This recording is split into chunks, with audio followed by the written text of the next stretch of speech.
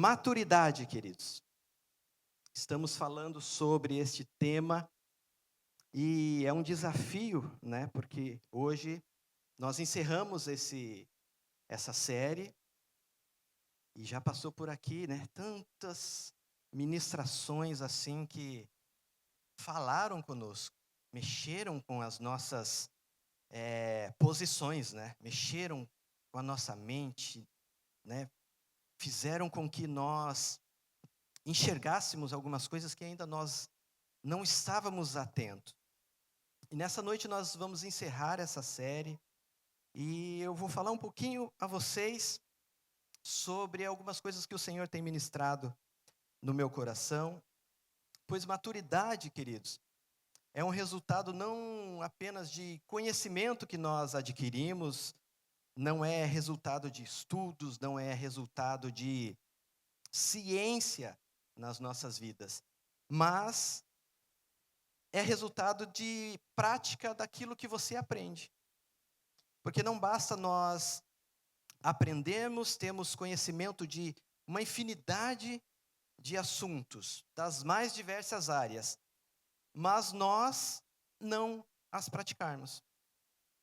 Um cristão maduro não é necessariamente aquele que sabe mais, mas é aquele que sabe aplicar tudo aquilo que tem nas Escrituras para viver legitimamente de um modo digno como filho de Deus aqui nessa terra. Então, o conhecimento sem a prática não produz maturidade espiritual. Maturidade, ela vem com a aplicação de disciplinas espirituais na nossa vida. E eu quero ler um texto com vocês. O escritor aos Hebreus, no capítulo 5, versos 12 a 14, diz assim: Pois, embora a esta altura já devessem ser mestres, precisam de alguém que ensine vocês novamente os princípios elementares da palavra de Deus. Estão precisando de leite, não de alimento sólido. Quem se alimenta de leite ainda é criança e não tem experiência no ensino da justiça. No entanto, o alimento sólido é para os adultos, os quais, pelo exercício constante, se tornaram aptos para discernir tanto o bem quanto o mal. Queridos, o destinatário desta carta eram os hebreus. Pessoas que já tinham idade suficiente para ser mestres, para ser doutores das Escrituras, para ser professores, para ensinarem com autoridade, mas espiritualmente ainda precisavam se alimentar de leite e de sopinha quente. Em outras palavras, o escritor aqui aos Hebreus, ele está dizendo que as pessoas eram assim porque haviam deixado de aplicar a palavra de Deus nas suas vidas. O processo de estudar e aplicar a palavra de Deus é especialmente tudo aquilo que eu e você precisamos para crescer e amadurecer espiritualmente. Então, maturidade cristã é a capacidade que você tem de usar o conhecimento que possui das Escrituras para se relacionar com Deus de uma forma correta. Maturidade cristã é essa capacidade de nós nos relacionarmos com o nosso Criador de uma forma ampla, de uma forma especial, diferenciada. E quem entende este conceito de maturidade, não se contenta em permanecer no raso, no leitinho, na sopinha, onde você não precisa mastigar, né? Não é aquela feijoada de sábado, pesada. Porém, Deus quer que todos os seus filhos alcancem a maturidade. Quem é maduro, queridos, não cai facilmente nas armadilhas de Satanás, não cai nas armadilhas do diabo. E sabe como vencer as tentações, com a ajuda de Deus, com a ajuda de Jesus. E eu quero ir para a palavra juntamente com vocês para que nós possamos mergulhar um pouquinho nisso que o Senhor, que o Espírito Santo quer comunicar conosco nessa noite. 1 Tessalonicenses capítulo 4, verso 1 e 2, diz assim: Quanto ao mais, irmãos, vocês aprenderam de nós como devem viver e agradar a Deus, e, de fato, estão vivendo assim. Agora, pois, pedimos e os encorajamos no Senhor Jesus que continuem crescendo nisso cada vez mais. Pois vocês conhecem os mandamentos que lhes demos da parte do Senhor Jesus. Pula lá para o verso 7. Porque Deus não nos chamou para a impureza, mas para a santidade.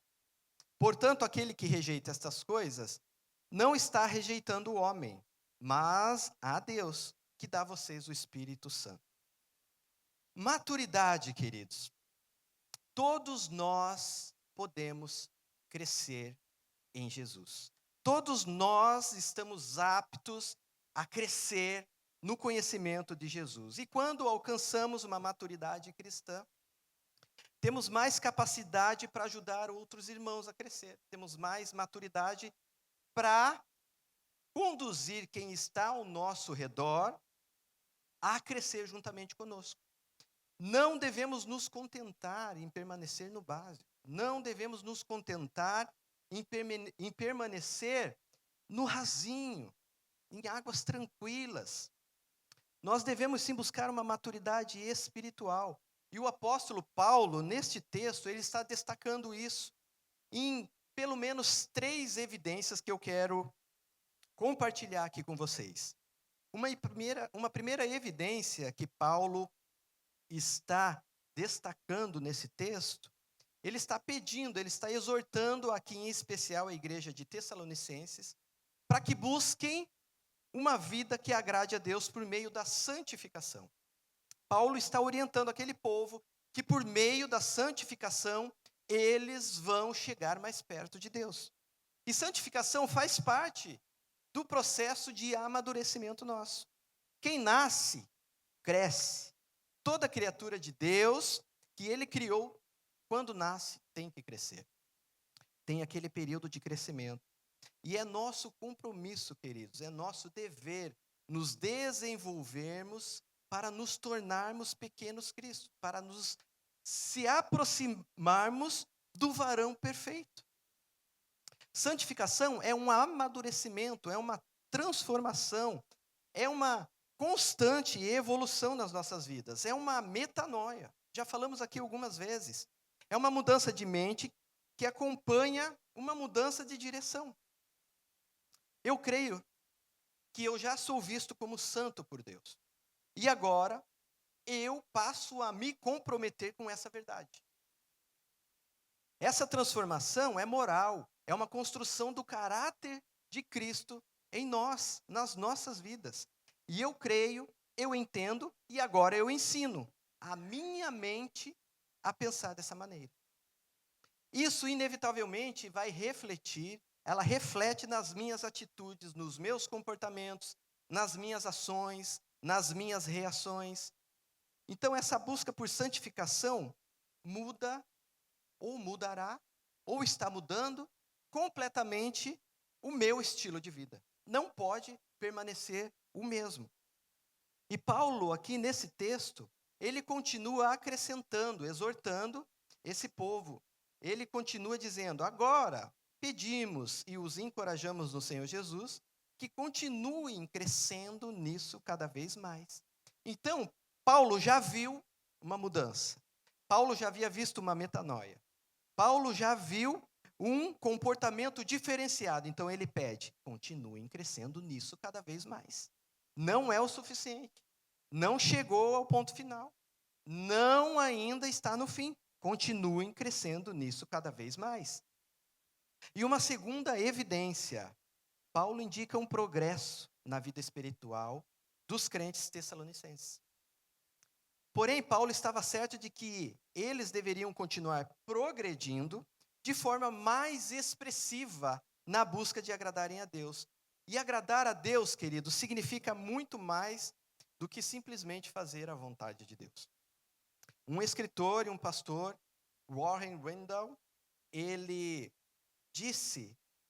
ele fala que agradar a Deus vai muito além, significa muito mais do que simplesmente fazer a vontade dele. E pensando nisso, queridos, eu fui para a Bíblia e vi alguns exemplos de pessoas que fizeram a vontade de Deus, mas não agradou a Deus. Pode isso? Pode. Jonas é um exemplo disso. Ele obedeceu ordens de Deus, mas não fez isso de coração. Jonas, capítulo 3, versos de 1 a 4, diz assim: A palavra do Senhor veio a Jonas pela segunda vez, com esta ordem: vá à grande cidade de Nínive e pregue contra ela a mensagem que anuncio a você.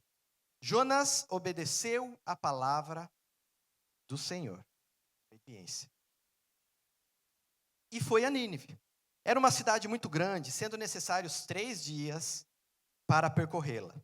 Jonas entrou na cidade e percorreu durante um dia, proclamando: daqui a 40 dias Nínive será destruída. Aqui Jonas já havia fugido, já havia engolido pelo grande peixe, já havia vomitado lá no local onde era para ele ter ido. Deus já havia tido misericórdia de Jonas e falou com ele uma segunda vez. E como diz no texto, Jonas, obediente, foi lá e fez. E como aquela cidade se arrependeu, ouviu a mensagem de Jonas, se arrependeu dos caminhos errados que estavam seguindo, Deus teve misericórdia daquele povo e não destruiu. E no capítulo 4, no verso 1, porém, Jonas fica profundamente descontente com isso e se enfureceu. Jonas ficou descontente, enfurecido.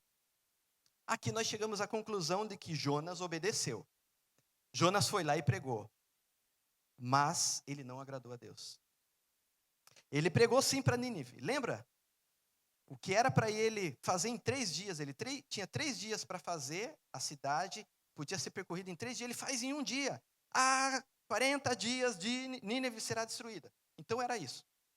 1, 2, 3, 4, 5, 6 palavras. Passou o dia percorrendo, fazendo de qualquer jeito, obedecendo o que Deus havia pedido para ele, solicitado, ordenado a ele.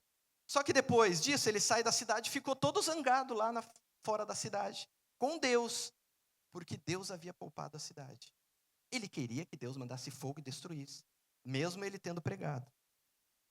Então, Jonas é um exemplo de que podemos obedecer, mas nesta obediência podemos não agradar a Deus. Na parábola do filho pródigo, nós vemos também um irmão mais velho que obedecia completamente o seu pai, vivia na casa do seu pai, mas não agradava a ele. Ele não tinha uma comunhão, esse filho não tinha uma comunhão com o pai. Um filho que obedecia, mas vivia descontente com o seu pai, ele vivia como um servo na casa do seu próprio pai. Vocês podem ver depois isso, Lucas capítulo 15, versos 11 a 31. Moisés, o libertador, o grande Moisés, obedecia em tudo a Deus. Quando o povo estava lá no deserto sedento, quando falta água para o povo beber, Deus fala para Moisés, em Êxodo capítulo 17, verso 6, bata na rocha, Moisés, e dela sairá água para o povo beber. E assim fez Moisés. Moisés obediente foi lá, bateu na rocha com a sua vara, e de lá sai água para saciar a sede daquele povo. Uma segunda vez, mais à frente, falta água novamente para aquele povo. E Deus fala novamente para Moisés, em Números, capítulo 20, versos 7 a 11. Deus fala, pegue a vara e com Arão, o seu irmão, reúna a comunidade e diante desta fale aquela rocha, à vista deles, e ela verterá água. Vocês tirarão água da rocha para a comunidade e os rebanhos beberem. Então Moisés pegou a vara que estava diante do Senhor, conforme este lhe tinha ordenado. Moisés obediente e Arão reuniram a assembleia em frente da rocha. E Moisés disse, escutem seus rebeldes. Imagine o coração como que estava de Moisés aqui. Escutem seus rebeldes. Será que teremos que tirar água desta rocha para dar a vocês? Então Moisés ergueu o braço e bateu na rocha 2 vezes, com a vara. Mesmo assim, o resultado de Deus se manteve, a palavra de Deus se manteve. E a comunidade, todos os rebanhos beberam daquela água. Moisés aqui obedeceu a Deus. Mas com o seu ímpeto, naquele momento, com o seu coração cheio de ira, irado com o povo que desobedecia a Deus, era incrédulo, um povo que estava totalmente dependente de algo que não fosse a vontade de Deus, todas as coisas, menos a vontade de Deus sobre aquele povo, estava fazendo uma pressão tão grande sobre Moisés, e ele, no meio dessa pressão, ao invés de apenas falar com a rocha, ele fere, como Deus havia ordenado. Deus havia ordenado para ele falar, e ele vai e fere. O resultado foi o mesmo. Deus cumpriu a palavra e saiu água. Porém, por causa desse comportamento, Moisés não agradou a Deus. E Moisés não entra na terra prometida. A Bíblia nos fala que Moisés não entrou por não agradar a Deus. E a pergunta que eu quero fazer para vocês nessa noite é possível sim obedecer a Deus em todas as coisas e mesmo assim não agradá-lo? Diante desses desafios colocados à nossa frente? A pergunta é essa: você tem agradado a Deus? Ou apenas você tem obedecido às regras de uma religião? A religião da que você segue. Você tem obedecido às regras? Muitas vezes você é um dizimista fiel, você vem à igreja todos os cultos de sábado, você é frequentador assíduo da célula, você evangeliza, você prega a palavra, mas em todo este cenário, você tem agradado a Deus? Suas atitudes têm agradado a Deus? Suas ações têm agradado a Deus? Seu comportamento tem agradado a Deus? O seu domínio próprio tem agradado a Deus? Suas reações, a forma como você age, como você reage aos desafios, a forma como você responde à pressão do dia a dia, a forma como você fala com as pessoas, tem agradado a Deus? Mesmo sendo obediente àquilo que Deus ordenou para você fazer, ordenou para você realizar? Perceba que agradar a Deus vai muito mais além do que apenas obedecermos a Ele. Uma terceira evidência aqui, queridos, Paulo está aconselhando aos Tessalonicenses que eles deveriam crescer e viver do modo agradável a Deus, por quê? Eles já haviam sido instruídos na palavra da verdade. E aqui, queridos, eu quero me ater e me aprofundar um pouquinho mais com vocês nessas verdades espirituais. Porque nós somos instruídos na palavra da verdade. Nós temos consciência do pecado. Eu acredito que neste ambiente, as pessoas que estão aqui sentadas nessa noite, todos têm consciência do que é pecado. Todos têm consciência do que agrada a Deus e do que não agrada a Deus.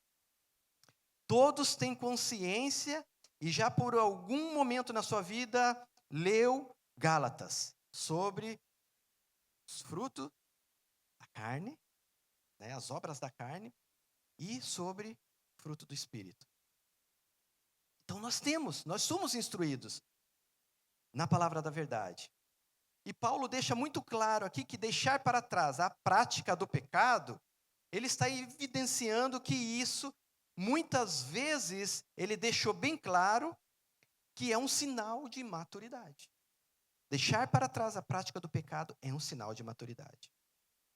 E a mensagem que o Espírito Santo, nessa semana, colocou no meu coração, esses dias ele vem trabalhando isso no meu coração.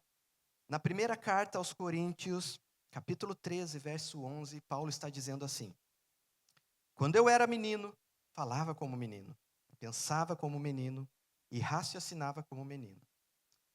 Quando me tornei homem, deixei para trás as coisas de menino. Muito conhecido esse texto. Todos nós conhecemos. E maturidade se encaixa perfeitamente nesse texto, porque maturidade é deixar para trás as coisas de menino. Deixar para trás as coisas da infância. Deixar para trás as coisas em que nos fazem vacilar. Pisar na bola.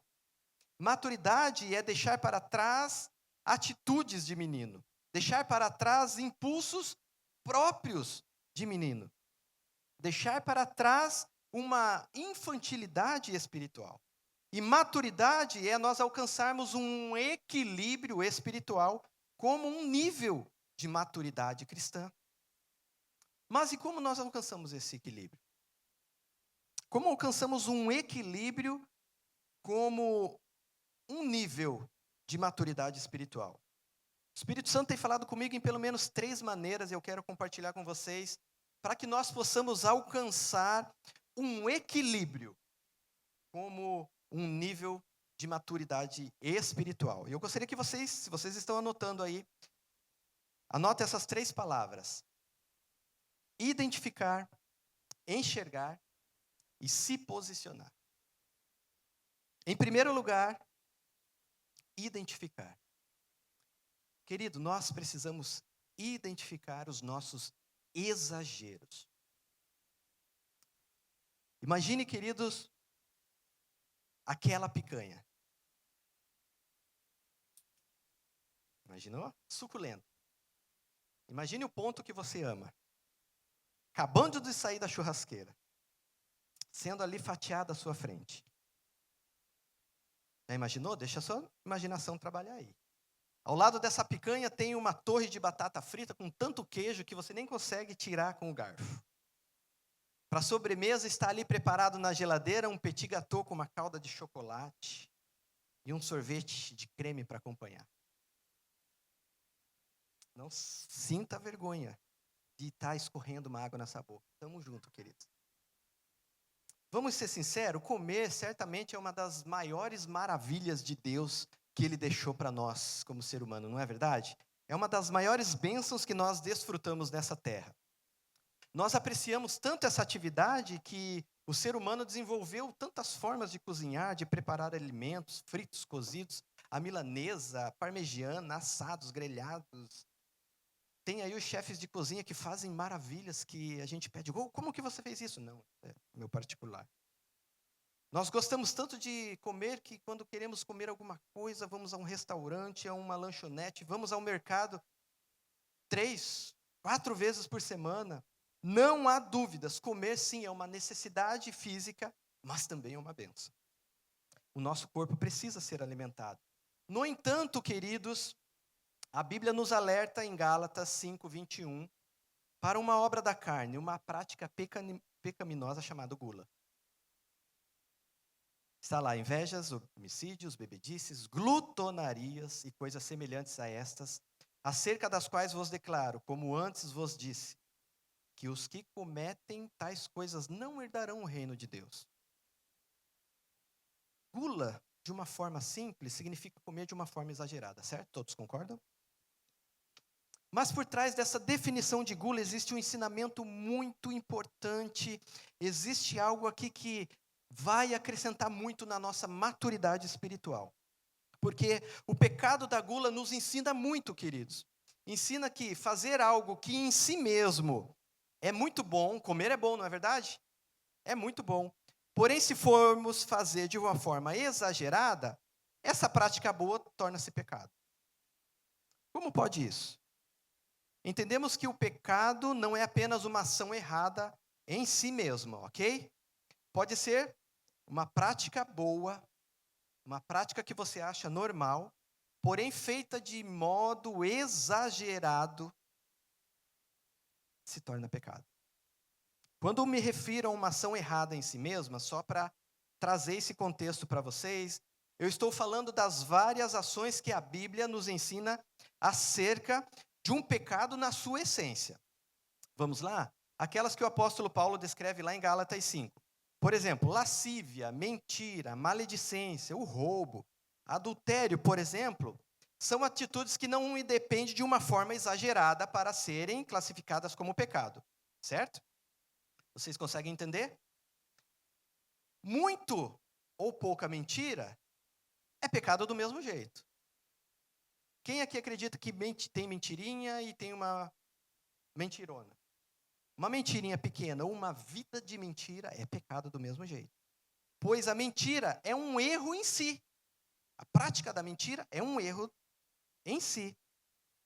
E deixar para trás o que Paulo nos ensina, em essência, que é pecado, faz parte de uma maturidade cristã. No entanto, queridos, se queremos realmente nós sermos maduros, nós precisamos lidar com estas coisas que em si são boas, mas que de forma exagerada tornam-se pecado. Vamos lá à frente um pouquinho?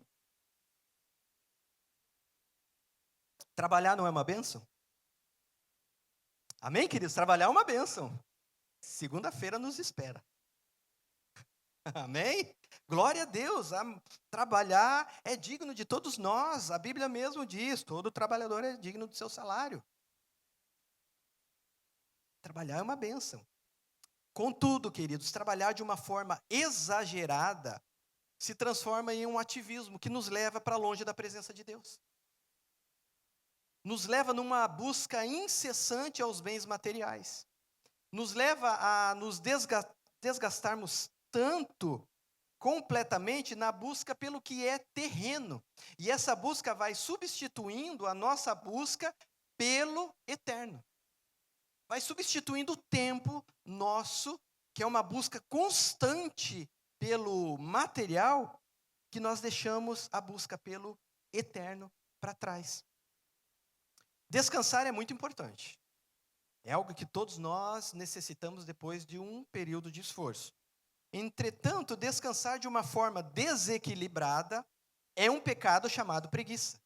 Você está vendo que o exagero de algo que é bom, descansar é bom, mas feito de forma exagerada, você atravessa um nível, você atravessa para um exagero. A preguiça espiritual tem pego muitos cristãos desavisados, desatentos. Tem levado muita ruína à vida dos cristãos, às casas dos cristãos. O preguiçoso espiritual, queridos, não faz o devocional diário. Não tem tempo de intimidade com Deus. O preguiçoso espiritual não tem tempo de oração. Não tem secreto com Deus. Não busca dons. Não desenvolve talentos. Preguiça espiritual. Desequilíbrio na sua vida. Desequilíbrio ou para cá, no exagero, ou para cá, no relax total. Porém, Deus chama nós nesta noite, Deus nos chama para um equilíbrio. E aí eu pergunto a vocês, quais as práticas boas que você tem feito de forma desequilibrada? Responde aí para você. Quais as práticas boas que você sabe que são em si naturais da nossa vida? São legítimas, mas você tem feito de forma desequilibrada. E a resposta para essa pergunta, queridos, é crucial para você saber se você é um baby espiritual ou você é um maduro na fé. A resposta é crucial para que você identifique exageros na sua vida das práticas boas. Quais as práticas boas em si mesmo que você tem feito de forma desequilibrada? Televisão, internet, o falar, uma prática boa, eu estou falando. Mas falar de uma forma desequilibrada, palavras torpes, os impulsos, palavras que não agregam, a língua mata, a língua fere. São práticas pecaminosas. Uma forma exagerada daquilo que é bom torna-se errônea. O pastor Sal falou sábado passado, quantos lembram? Que ele compartilhou quando ele era jovem, ele dedicava muito do seu tempo, um tempo excessivo ao Palmeiras. Lembram? Tinha que ser o Palmeiras. Por isso que ele deixou de lado, abandonou, deixou para trás. Mas é isso, queridos. E ele identificou que passar horas do dia dedicando um tempo excessivo por aquilo estava roubando o tempo de Deus na vida dele. Estava roubando o eterno da vida dele. E quanto tempo nós estamos dedicando, por exemplo, às telas, às várias, sejam elas os games, sejam elas as redes sociais, sejam elas apenas uma Netflix, pode estar deixando o trabalho de lado, o relacionamento com Deus de lado, o relacionamento com o nosso próximo de lado, o relacionamento com uma família, relacionamento com amigos, os demais variados relacionamentos. Dentro de nós, tantas vezes, o Espírito Santo está falando, largue isso, deixa disso, faça outra coisa. O Espírito Santo muitas vezes fala através da mãe, sai daí, menino. O Espírito Santo fala muitas vezes através da boca do pai, vai fazer outra coisa, filho. Mas, por aquilo não ser em si pecado, nós vivemos nos justificando e mostramos ainda, e brigamos para justificar o valor daquilo que nós estamos fazendo, como se fosse uma prática legítima. Cuidado, queridos. Anote aí. Se o diabo não nos parar pelo erro, lembra do pecado que em si é pecado, na essência, que o apóstolo Paulo fala, ele vai nos parar pelo exagero, pelo desequilíbrio. Se o diabo não nos para, a gente foge do pecado, a gente foge do adultério, a gente foge da lascívia, a gente foge da mentira, a gente foge do furto. Mas muitas vezes, no exagero, no desequilíbrio, nós estamos do mesmo lado do desequilíbrio. Muitas vezes falamos demais, ferimos o nosso irmão. Por isso, querido, seja prático, observe na sua vida, no seu cotidiano, nas suas ações, se você está dando o tempo necessário para aquilo que é mais importante para a sua vida, que é Jesus Cristo. Se você está dando o devido tempo para aquele que te formou, aquele que te resgatou, aquele que se sacrificou por você. Quanto mais maturidade espiritual buscamos, mais conscientes nós somos de que viver um equilíbrio espiritual é realmente viver a nova vida de Cristo. Uma vida equilibrada, maduros espiritualmente, tardios no falar, tardios em irar-se. Cuidado, queridos. Cuidado com os exageros. Nós precisamos ter cuidado com os exageros. Um segundo lugar, ou um segundo ponto aqui, para alcançarmos esse equilíbrio como uma marca de maturidade cristã, é nós enxergarmos em que área nós estamos sendo imaturos. Quando eu era criança, era menino, eu sonhava ser bombeiro. O mundo, para mim, parecia girar em torno de colocar fogo e apagar fogo. Vão tirar sarro de mim de novo, mas eu vou ter que revelar esse passado obscuro meu. Eu gostava de fazer fogueiras quando era menino. Apagar e fazer aquele fumacê todo. Quando passava aqueles carros de bombeiro, eu ficava alucinado, eu queria aquilo, eu ficava me imaginando ali dentro. Meu mundo de criança e adolescência girava nisso. Eu queria viver esse mundo quando eu crescesse. Eu absorvi tanto isso na minha realidade infantil, que eu passei por uns momentos, no mínimo, embaraçosos na minha infância, na minha adolescência. Um determinado dia estava eu sentado com o meu irmão, voltávamos da escola, eram meninos, estávamos sentados numa rodinha com outros meninos e nós estávamos brincando de pôr foguinho em bonequinhos de borracha que derretia e fazia aquela fumaça, uma coisa maravilhosa de fazer. Uma brincadeira muito legal. Mas, queridos, aquilo quase acontece uma tragédia, porque eu estava brincando. De repente eu apertei, era uma bisnaguinha, todos estavam com uma bisnaguinha, fizemos uma roda, e os bonequinhos estavam ali. Eu apertei com tanta força aquele álcool, que ele passou pelo fogo, o fogo pegou no meu irmão, botou fogo nas pernas do meu irmão. Corremos, levei ele para o chuveiro, queimadura de 3º grau aqui, quase que o menino perde a coxa aqui. Queridos, imaturidade. Vocês entendem que esse período de imaturidade leva a consequências trágicas?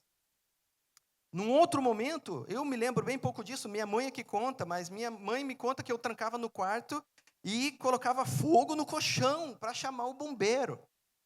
Pensa num menino abençoado, pentecostal, do fogo. Meus pais diziam que eu era terrível, mas eu queria ser bombeiro. Até que eu cresci, queridos. A minha vida saiu da fantasia para a realidade. Para mim era a hora chegada de deixar de ser menino e começar de fato a ser um homem. Não dava para permanecer nessa imaturidade. Fui soldado do exército por alguns anos, comecei a pensar em casamento, profissão, compromissos com Deus, cargos na igreja, compromissos com jovens, com adolescentes, cantar, busca pelo eterno. E o apóstolo Paulo, ele disse isso, como nós lemos em 1 Coríntios 13:11, que quando Paulo era menino, ele falava como menino, pensava como menino, raciocinava como menino. Mas quando se tornou homem, deixou para trás as coisas de menino. Eu não posso hoje, sendo um adulto, casado, pai de 2 filhos, sentar numa roda de foguinho e brincar de pôr foguinho no bonequinho. E quantas vezes nós, quando estamos assim no nível que nós achamos que somos maduros, não caímos nesses erros da imaturidade? Caímos nesses erros de uma infância espiritual? Porque existe um jeito de pensar, existe um jeito de falar, existe um jeito de sentir que é próprio de menino. Ou seja, a imaturidade, ela pode ser vista pela vida sentimental, pela fala e pelos sentimentos, pelos pensamentos. Na verdade, se alguém pensa de forma imatura, consequentemente vai falar de forma imatura. E, consequentemente, vai ter sentimentos coerentes com essa imaturidade. Contudo, Paulo aqui ele está nos exortando, queridos. E ele conta que deixou para trás os pensamentos, as palavras e os sentimentos infantis. Isso nos ensina que deixar a imaturidade é uma decisão. Para crescer, precisamos abandonar, deixar para trás as coisas próprias da meninice.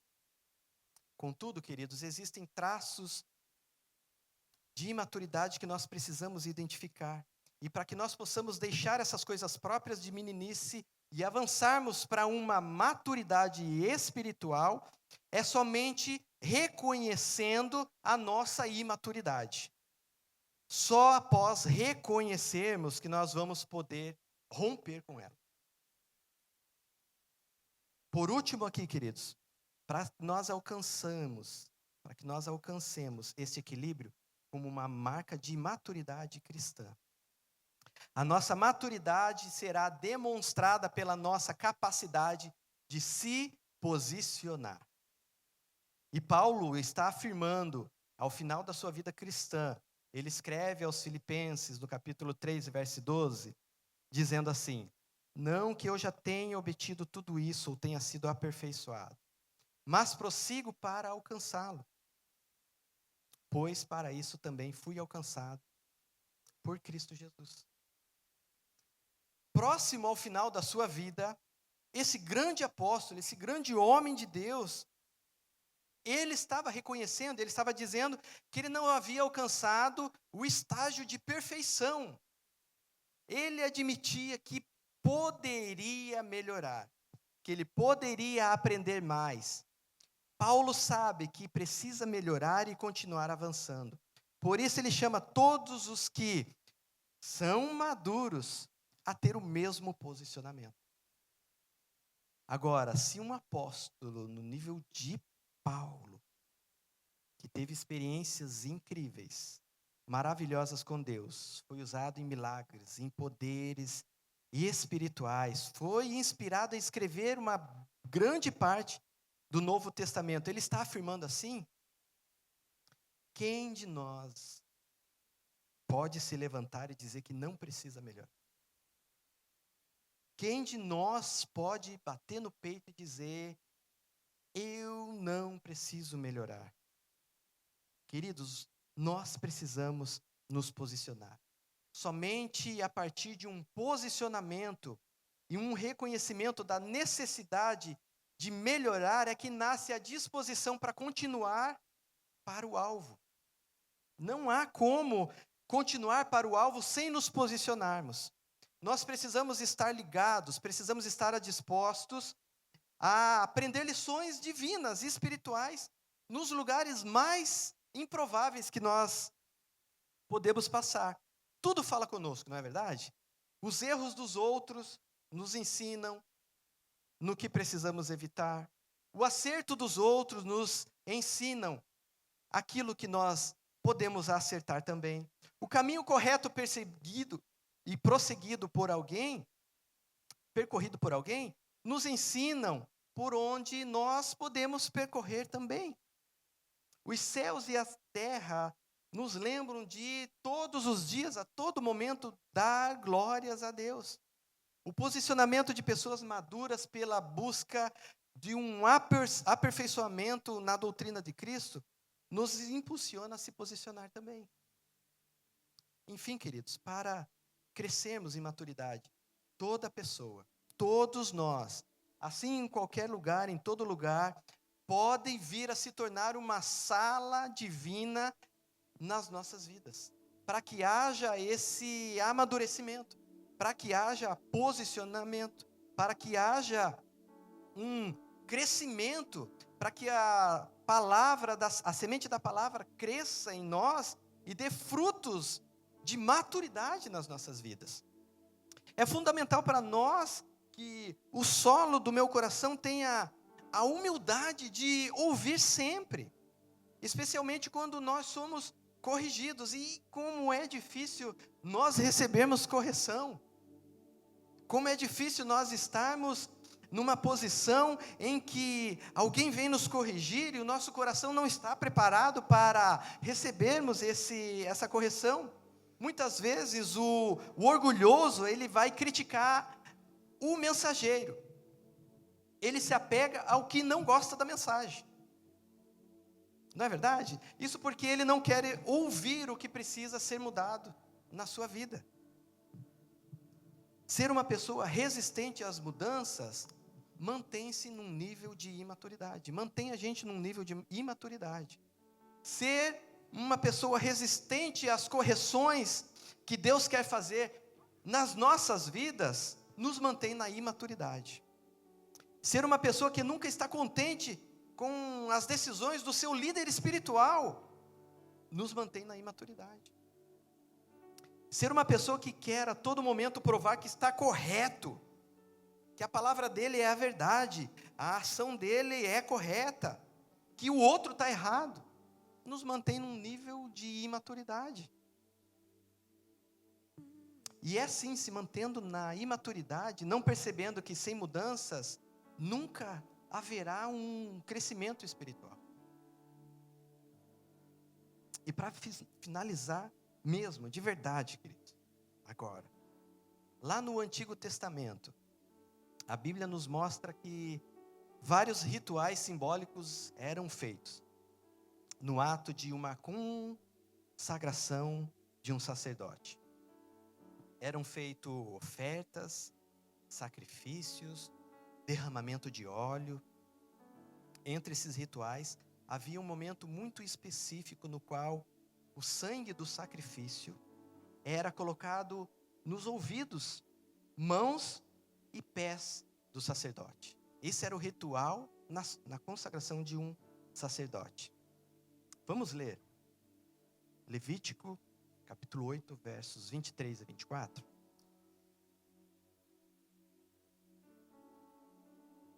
Moisés imolou o carneiro e pôs um pouco de sangue no lóbulo da orelha direita de Arão, no polegar da sua mão direita e no polegar do seu pé direito. Moisés também apresentou os filhos de Arão, e sobre cada um pôs um pouco de sangue no lóbulo da orelha direita, no polegar da mão direita e no polegar do pé direito. Aspergiu o restante do sangue por todos os lados do altar. O que esse texto está dizendo para nós? Que a ordem era essa: primeiro o ouvido, depois a mão e por fim o pé. Não é essa a ordem aqui? Na Bíblia, a mão está simbolizando as obras, as nossas ações. Os pés simbolizam os caminhos, simbolizam as nossas decisões. Porém, antes de o sangue tocar as nossas ações e as nossas decisões, tinha que tocar os nossos ouvidos. Para mudar as nossas ações e decisões, queridos, para nós subirmos, para nós passarmos a atingir níveis de maturidade, Deus primeiramente precisa tocar os nossos ouvidos. Se Deus não tocar os nossos ouvidos, se os nossos ouvidos não passar por um filtro do Espírito Santo, as nossas ações e as nossas decisões vão ser de imaturidade. Vão ser de acordo com a minha alma, de acordo com o que eu acho que é a minha verdade. Se o filtro do Espírito Santo não passar pelos nossos ouvidos, é a razão pela qual muitos de nós continuam agindo e decidindo de forma imatura. Tudo isso é porque nós não permitimos que Deus nos influencie através dos nossos ouvidos. Muitas vezes nós não conseguimos ouvir uma crítica. Como que você lida com a crítica? Nós falamos isso em algumas séries atrás. Como que você lida com alguém que pisa no teu pé? Como que você lida com alguém que falou mal de você? Com alguém que, porventura, te julgou de uma maneira equivocada? Como que você age numa situação dessa?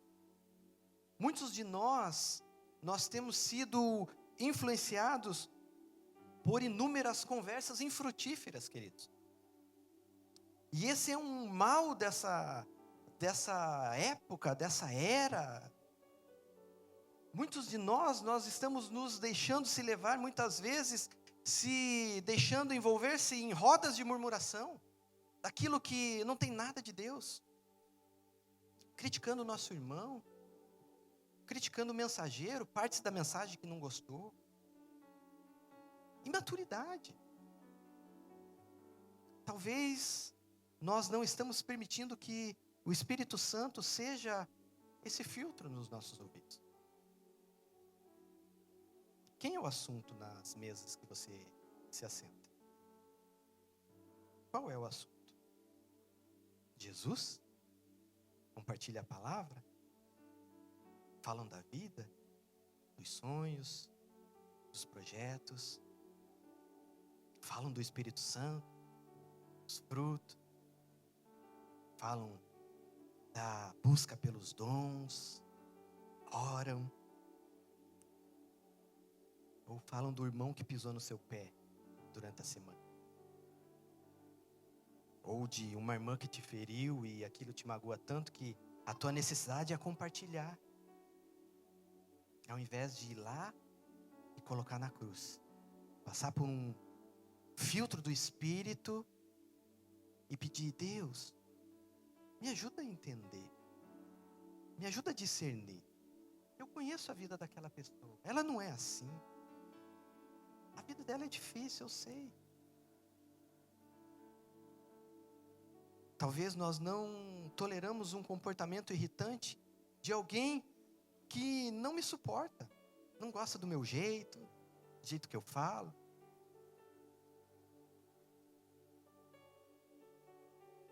Talvez um erro inesperado de alguém que porventura não quer errar,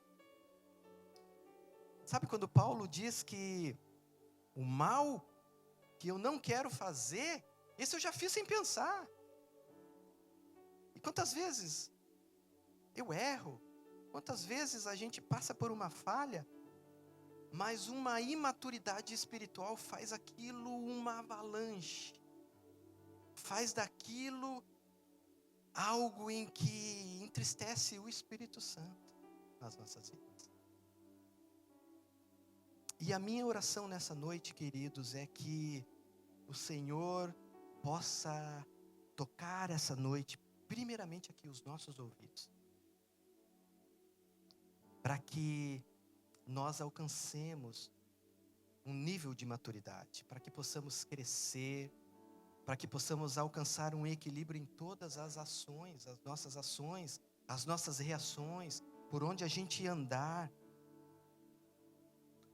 para que as nossas reações nesses momentos de conflitos e decisões sejam pautadas em uma maturidade espiritual, que seja uma palavra de Deus que saia num confronto, e não o que está aqui dentro, porque se sair num momento de confronto, o que está aqui dentro, vai dar ruim. Porém, se sair palavras de sabedoria, porém, se sair um pedido de perdão inesperado, porém, se sair um reconhecimento, irmão, eu errei, me perdoa. Eu gostaria de orar com vocês, queridos. Gostaria que vocês se colocassem de pé, fechassem os seus olhos nessa noite, colocassem a mão aí no seu coração. Melhor, coloque a mão no seu ouvido direito, como um ato profético nessa noite. Nós declaramos que o filtro do Espírito Santo está inserido nos nossos ouvidos. Senhor, nós não falamos aqui apenas de um equilíbrio espiritual, seja a marca de maturidade, mas nós reconhecemos, queridos, nessa noite, nós reconhecemos, Deus, que precisamos fazer muito mais do que aquilo que nós temos feito para nos mantermos equilibrados. Senhor, hoje nós nos tomamos a decisão, nós nos posicionamos a abandonar aquilo que está associado à infantilidade espiritual nas nossas vidas. Ó Pai, eu desejo, como igreja, nós queremos identificar quais são essas coisas próprias da meninice. Derrama o óleo, Senhor, sobre os nossos ouvidos, para que as nossas ações e as nossas decisões sejam pautadas pelo fruto do Espírito. E ali a gente sabe que tem o tardio em irar-se, tem o não falar demais, tem o segurar os nossos impulsos, os nossos ímpetos.